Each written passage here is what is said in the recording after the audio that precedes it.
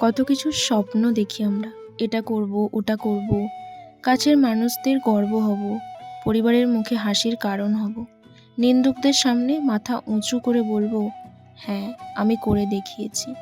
এদিকে ক্যালেন্ডারের দিকে তাকাতেই দেখি বেলা ফুরিয়ে যাচ্ছে।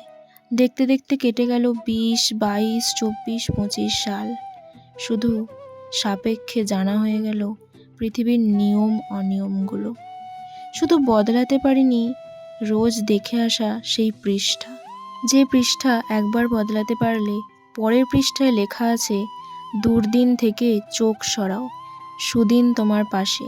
কিন্তু চোখ সরাতে গেলেই ভয় এসে দাঁড়ায় সামনে, অজানা পথের ভয়, ব্যর্থতার ভয়, মানুষ কি বলবে সেই ভয়।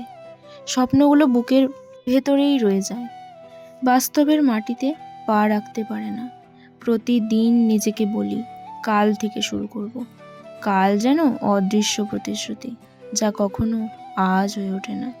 সময় চুপচাপ নিজের কাজ করে যায়, আর আমরা ভাবতে থাকি এখনো তো অনেক সময় আছে। আসলে সময় থাকে না, থাকে শুধু সিদ্ধান্ত। নমস্কার বন্ধুরা, আমি সুপর্ণা। আমার একটা নতুন ব্লগ ভিডিওতে তোমাদের সবাইকে স্বাগত জানাই।